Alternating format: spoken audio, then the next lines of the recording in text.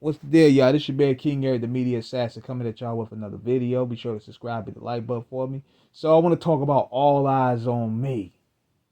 29th anniversary, man. This album here was a game changer, bro. Now, to give credit to where credit is due, Esham was the first to come out with a hip hop double album. I will give him that. But Tupac, he took it to the next level with this, man. He was laser focused on this. You could tell he was hungry on this album. Now with Me Against the World, it was crafted. It was crafted with perfection, but it fit a theme too because Pop was locked up. He didn't really have much control of that album. He was locked up. He just put them songs together, and Me Against the World was still a classic album. But All Eyes on Me, he was in full control. He knew who he wanted involved with the project. He knew who he wanted to do the beats. He wanted the own concepts. He was in full creative control with All Eyes on Me. He had access to the $1 million studios, which was Can-Am.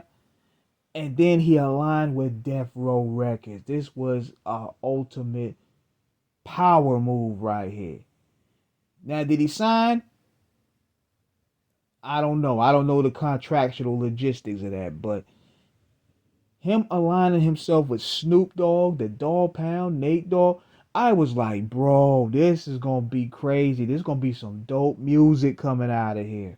This is the ultimate shot in the arm that Death Row needed at this point. Cause Bad Boy was killing it. Bad Boy had the R&B charts. They had the hip hop charts.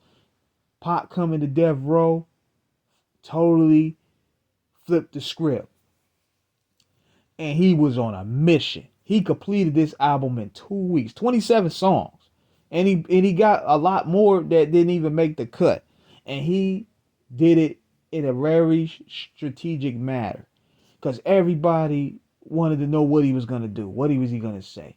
He addressed his feelings of betrayal, him being shot, him mocking his enemies. He put his peoples on from the Bay on ain't from the Drew Down, from the E40s to the B Legits to the Richie Rich, he put to the Rapid Fortes. He put the Bay Area on, which was those songs Only God Can Judge Me, Trading War Stories with Sibo. Um, what's another one up there? Ain't hard to find with 40, Be Legit, uh, and the Click. Then he put Drew Down on All About You.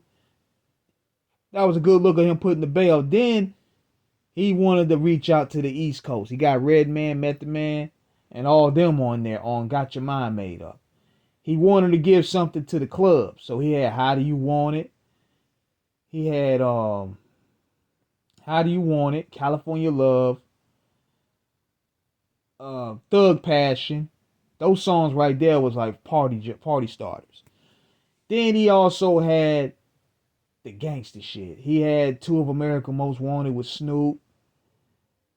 Then he had Hearts of Men. He came out there swinging like he had a lot built up. So the Tupac that you heard from you didn't really see much of the Panther Tupac in this album. It was more so the street savvy Tupac, and he wanted to make his rounds in with the family, the Death Row family. Ambitions as a rider, one of the greatest intros ever. And I could tell listening to this album, he was more ferocious as an MC on here. Like you could tell that he really grew as an artist on this album as well. Like he wasn't pigeonholed. He gave his smoke to the women that felt treated him wrong with wonder why they call you bitch. He also man, I'm breaking this album down without a track listing, man, because I haven't listened to it in a while, but I'm just paying homage to the celebration of it. Like songs like Scandalous,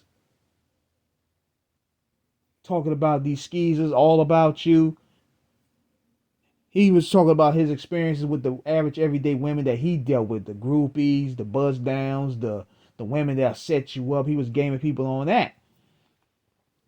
Then the coldest song up there was Holla at Me, where he addressed Stretch. And he talked about the setup of him getting locked up and the shooting and all that stuff. So All Eyes on Me was a mixed bag of tricks, man. He knew how to pretty much give everybody what they want. This was a balanceable album, and also it was mixed with perfection as well. DJ Quick was behind the mixing boards, and the album don't sound dated. See, if you in the studio and you know this music, listen to that album in comparison to Machiavelli in a way. Even though Machiavelli was a darker album, he didn't have those mixers in there like Quick to really give it that clean sound, so to speak. That's why some of the vocals sounded muffled.